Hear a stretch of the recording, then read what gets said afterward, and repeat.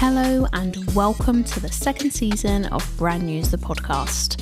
I'm Charlotte Emily, your host, and I'm thrilled to partner with Winkelstraat.nl, your go-to spot for all things luxury fashion, connecting international retailers and emerging luxury brands with the trend-setting youth of today. This season, we're delving even deeper into the world of brands and style. Every episode, we'll uncover the latest news, trends, and expert insights with the help of industry insiders. From exclusive interviews to behind-the-scenes moments, gear up to expand your fashion horizons with Brand News brought to you by Winkelstraat.nl. Enjoy the show. Okay, I'm your host, Charlotte Emily, and today I'm speaking to Bram. Hello, how are you? Nice to meet you. Thank you. I'm doing well. Yeah. I'm really excited to have you here today. I'm really excited to hear about your story because you are Bram from Bram's Fruit, which sounds very Dutch. Yeah. Bram's Fruit. Yeah, true. And my first question is going to be, how did you come up with this name? I get asked quite a lot about the name.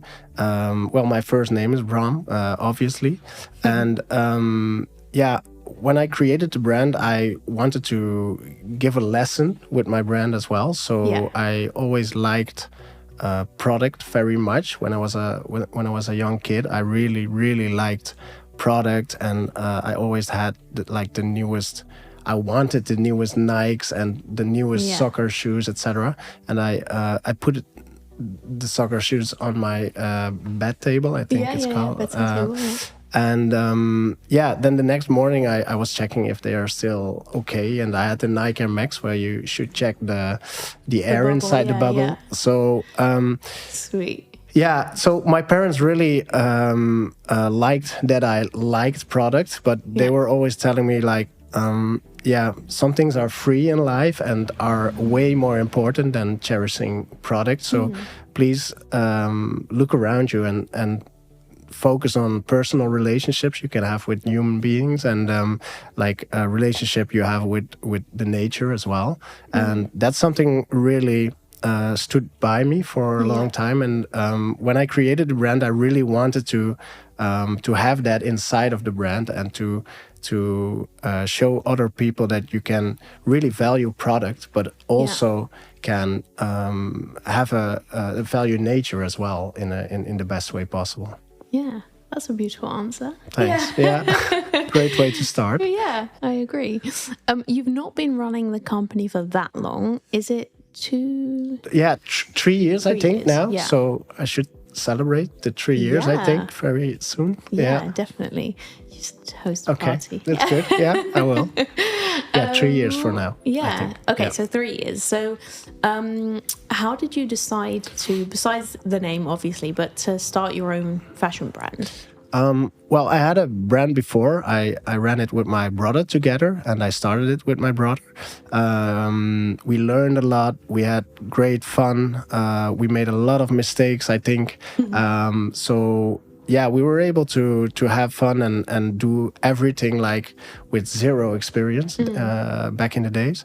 And that was super good for us. So we could learn everything and how do you produce stuff, how do you design stuff, how do you earn money and how do you be an entrepreneur? Exactly. So that was a great experience for me, and we did that for I think 4 or 5 years together.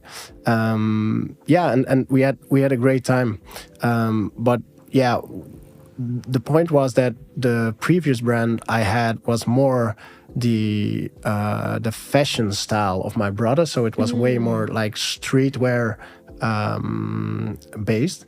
And I always wanted to have my own voice in the fashion. So we were both feeling that it was time to move along. Part ways. So that was a good choice for the both of us. And we also valued our brothership and friendship way more than having the brand. Of course, the brand was super nice and we were giving everything together. But we went along separate as the best friend still. So was it difficult to run a business with your brother? Sometimes yes, because you know him so well, and he knows me so well. So you know everything about him, and you know some choices, where they come from, etc. So also because we are really like family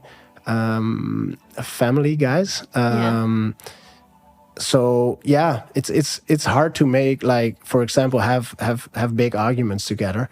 And we could have some arguments and then call each other in the evening so that we love each other. And so it was quite. We learned a lot. So is it hard? I don't know. It was different. It was different, I think. Yeah. And now you run this business by yourself. How big is your team? My team is quite rapidly growing, I think. I think there are like, on average, like 8 people at the office and in the atelier. So that's quite interesting. And I'm learning a lot about hiring people and like scouting talent in the right way. So that's really interesting. So I think we are with 5 permanent people and like some interns around us. And nice. Basically. I noticed that on your Instagram, when you launched the brand, you launched it with a contest saying a lifetime supply of free clothes. That's true. Yeah. I mean, how did you think of it? Yeah, that's a good one. Contest. Yeah, and thanks for that. But I'm not sure how I came up with that, because I think I really made it up myself. And I was thinking, okay, I really want to create something for the longevity. So I'm going to run this brand until I don't know what age or something, but I want to pass it forward to my children or something. It would be amazing. So I was just thinking, okay, how can I show the world that I'm in for it for the long run? So and it would be amazing if you have like, sometimes you see like you can have a lifetime membership or something, and it feels kind of luxurious when you have something for a lifetime. So I think I made that contest because of that. Yeah. And this person, that's quite a funny story, because the person who won this, his name is Joel. He's from Sliedrecht. Okay. And he was emailing me, hi, thanks so much, and he was very grateful.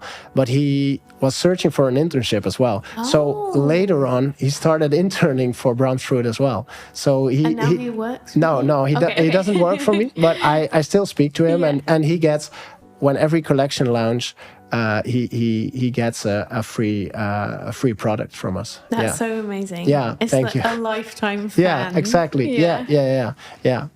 So nice. Yeah, thank you.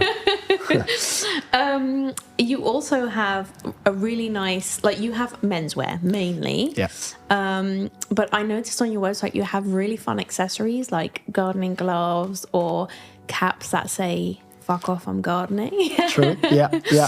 Which I really liked. And I was wondering, how do you come up with these accessories that complement a collection? Yeah, that's a good one. When I started the brand, I called it Bram's Fruit, also because I have like fruit trees in the back of my garden, and I have a small orchard. And because I really wanted to make about myself, and also to make it to show people another perspective on nature, to give people another perspective on nature sometimes. I'm not going to say, okay, you should cherish nature, and I'm not like, how do you call it? A real green supporter. I'm a green supporter, but I'm not the guy who's going to tell you. Gardener. No, I'm not a professional gardener, but I'm also not a professional a Greenpeace addict, or how I don't know how to put it. Yeah. But I like to look different towards nature, so I can show people and show myself in a nice way to look differently towards nature and to maybe form your own opinion about it and to maybe look different towards nature as well. Yeah. So back to your question, how I come up with the accessories and like the fuck off I'm gardening. The fuck off I'm gardening was by coincidence. I was in the garden and my neighbor was bothering you? Bothering, but he was bending over the fence. I think it's called, right? Yeah. The fence. The fence. I'm sorry. Yeah. So he was bending over the fence, and he was just talking to me, and it was a quite decent talk, I think. And after that, I went to the shower, and I was thinking in the shower, okay, why was he bothering me? And I was doing something else, and he was getting me out of my concentration. Yeah. But I was thinking on a deeper note that when you work towards a big goal or a big dream, you can get distracted quite easily these days. And also with like everyone's addicted to his phone these days. We talked a little bit about this. It was sort of, the quote was sort of a reminder for myself to keep focused on my own goals. So when I experience that I get distracted, then it's a reminder. So fuck off, I'm gardening is meant as I'm working towards a bigger goal, and I'm building my own gardening and growing my own plants, etc. So as a gentle reminder to just focus on that goal and to not get distracted too often and too much. Nice. Yeah. Thanks. Do you before the podcast we spoke about content and about everyone's addicted to their phone and how you put content out there. Do you feel a certain responsibility maybe because the company is also under your own name to how do I say, like, to bring out content that will spark someone's attention, or how do you feel about bringing content out? Yeah, that's a good question. I think that's a real good question. I think it's important that you feel good about your own content and the own stuff you put out there. And for me personally, it's always nice when you can or entertain or like give information in your content or like really adding value to the space wherever you're in. That's important for myself. But everyone has own like goals with their content, I think. And everyone's free to do whatever he or she wants. But for me, it's important that I feel really well about like the content and that I'm adding value and like telling the brand story in the right way. Yeah. That's the most important thing for me. Yeah, well, you're doing it really well. Thank you very much. Thanks. Do you feel like there's maybe, or do you feel competition from out the Dutch market? Because, I mean, there's quite, I wouldn't say like loads, but there is, like you have D&O and Daily Paper and Filling Pieces, and I feel like they sit really well next to each other and they complement each other. Do you see that as competition, or how do you feel about that? Really honest, I don't look a lot at those brands, to be honest. Also because I'm trying to become like, I'm trying to create a real universal language. Yeah. And I think those brands, I don't know very well, but they can try as well. I don't know that. But for me, it's that I'm really trying to create my own world, and I don't want to like to flag some brands toward like put them in a streetwear box or something. But I think we are aiming at Bram's Fruit maybe on a like a different kind of customer sometimes. And we are like, we have a lot of like interesting brands in the Netherlands, and I'm next to them at some retailers. So competition, the word competition is always like, I don't really see other brands as competition, to be honest. They are in a business on the business side maybe, but in terms of like the the message they have towards the world. It's really different. So I don't think. No, I cannot see them as real competition or something. Yeah. Okay. Yeah. In terms of retail, because you are in retailers, you just mentioned, I think from the perspective of being a young brand and also choosing who represents your brand. I mean, you sell at obviously different doors and also with Winkelstraat, who we're doing the podcast with. Yeah. But how do you decide who fits well with you? Yeah, that's a good question. Well, it really has to match with the brand and with the vision of the store themselves. I have to say, like, the persons and the vision behind a store or a boutique or a platform like this is really important for me. Yeah. So there have to be like young people who are really ambitious and they really want to think forward. So it's important for me that they have a vision that is not too how do you call it? It's not too traditional. And then the brand mix obviously is important. What other brands they are they are stocking. That's mainly the thing we are thinking of. Yeah. What brands do you prefer to sit next to? That's a good one. Yeah, well, my ambition is quite, I think, quite high. I really want to build a playful fashion house, and we are not there yet, but we are moving towards that. Yeah. So I think we started as a playful in between, like mid-high, streetwearish kind of image, streetwearish kind of brand, and I think it's slowly moving towards a more like high-end, sophisticated kind of feeling. And that's also a place where I'm feeling happy and definitely with what you're wearing today. I think so. And that's how I dress myself since I was quite young, I think. So that's the space I want to be. So like brands I want to sit next to, I'm obviously a big fan of Jacquemus, because he's like the master of branding in my opinion. So he's like always sharing happiness, which I like. I'm not a big like fan of real dark brands. They do cool. They do cool stuff as well, but it's not like my way of living. And I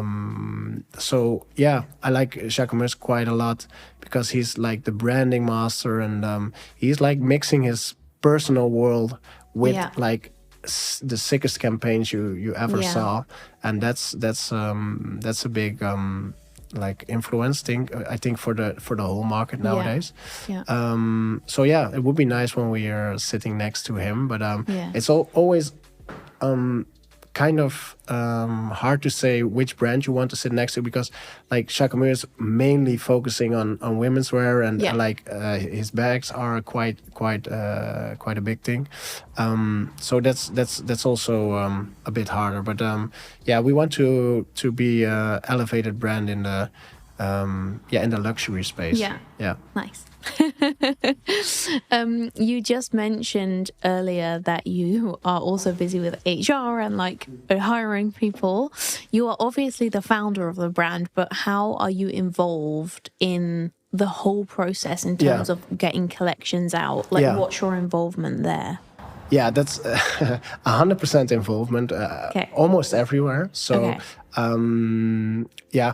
what my ambition is that it's quite a common story. I think you start a brand and you're on your own, and you have you can have a big vision or a medium big vision or whatever. But my vision was quite big at the beginning, and I think we have many steps to take to get where I want to be.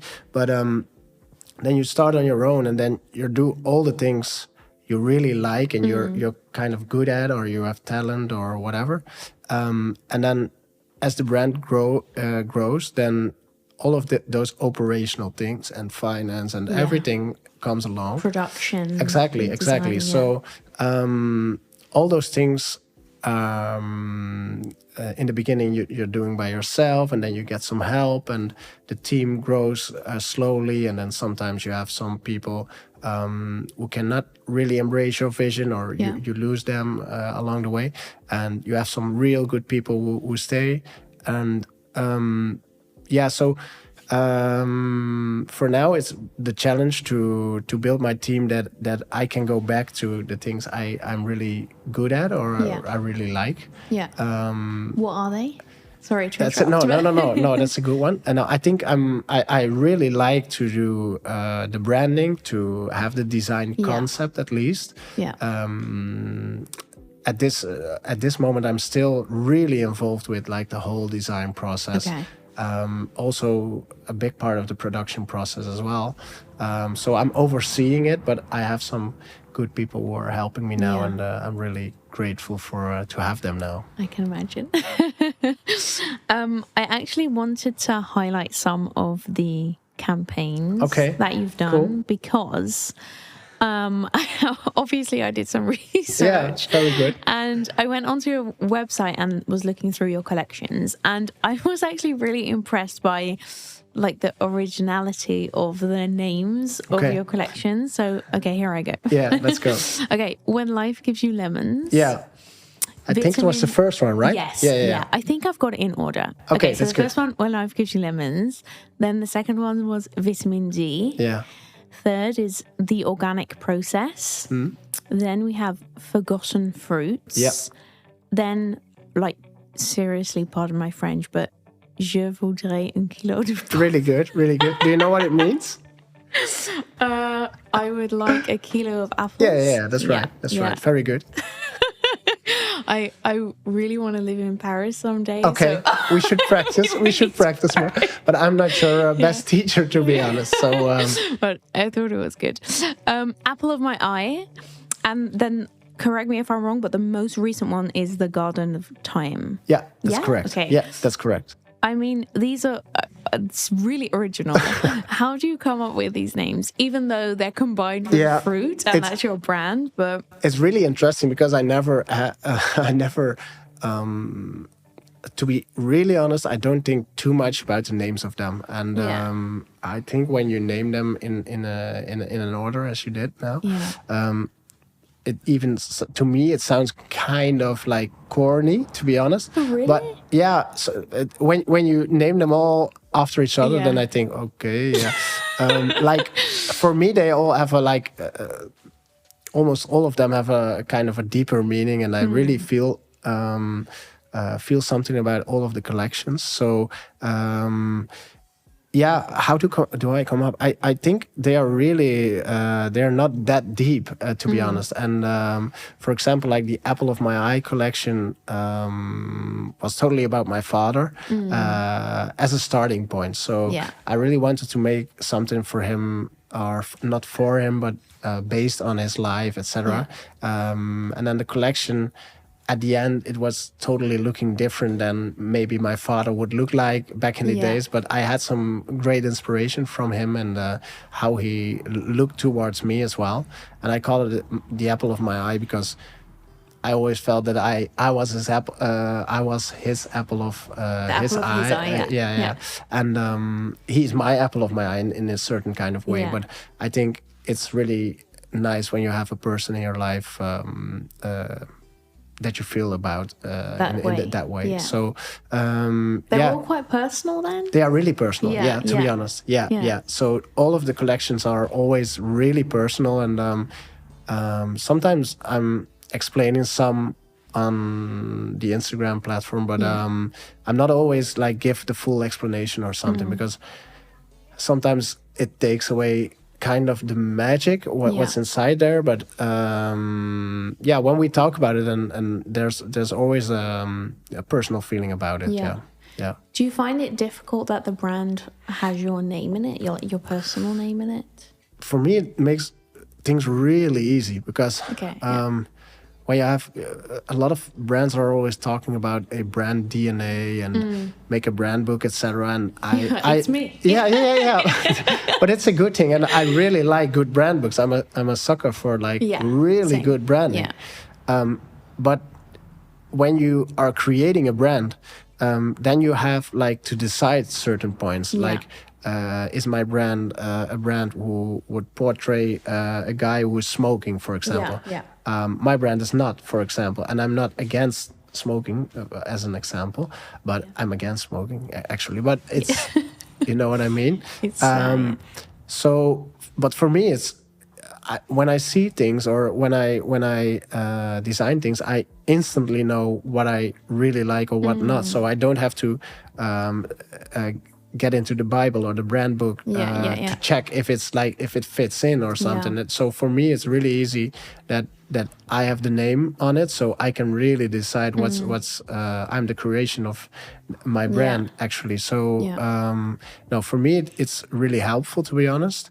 And also I sense that if I tell like personal stories or make a collection or a garment really personal, it resonates with a lot of people. And also if you tell a story about, we were talking before the podcast about like the city life, etc.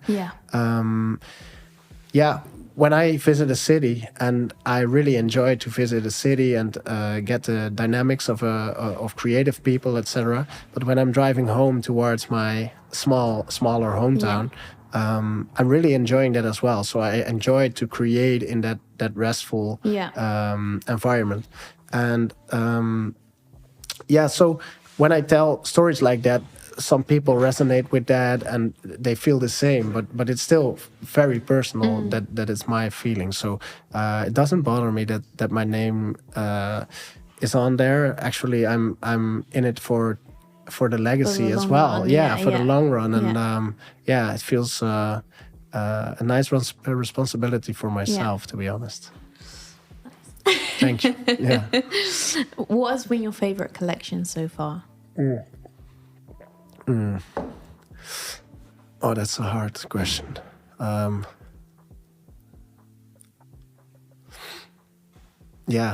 Every collection has something special. It's kind of a boring answer, but No. I think that Apple of My Eye collection was the most the nearest to my heart and the most emotional. Then when I'm inside of creating the collection, it's not like you're creating the whole time, so you're driving home and then you continuously thinking about a collection, and then in those periods you're listening to specific music, or I'm doing that or you're going to rewatch a movie or cartoons I was watching with my father, etc. And then when you see those cartoons you were watching with your father back in the days, it's really sometimes an emotional thing you experience. And for me that was the most emotional experience in designing a collection. Because it influences. Exactly. Yeah.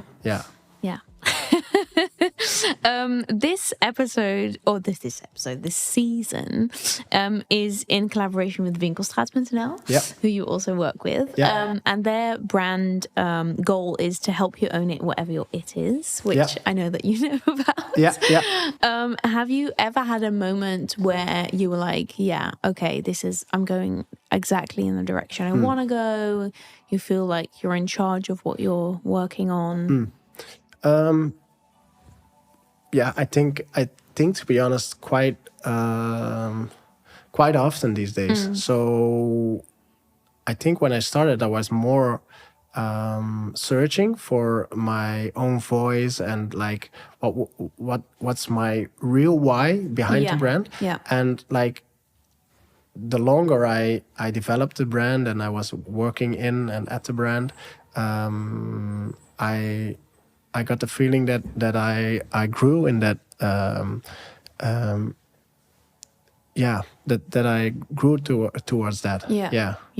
To be honest. So I'm feeling that we are really on the right track. We are definitely not where we want to be, as I said, but no, we are on the right track. And also my focus is like 100% on the brand and like the development of it. So I cancel all the noise outside of my private life as well. So like my family at home and the brand are the most important things now, and the only things I really focus on. So that makes me feel like I'm really going the right direction. Yeah.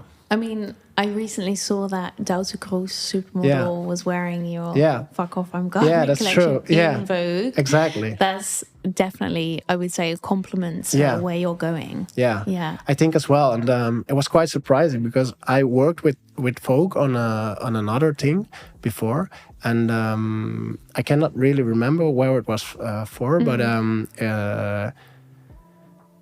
to thank Vogue for that issue, I sent some caps towards their office, and then all of a sudden people were messaging me, "Hey, Doutzen is wearing your cap in the Vogue campaign, etc." So yeah, that was really amazing, and big compliment. Thank you. Yeah, so people were texting me, and then I was really surprised and really thankful for that.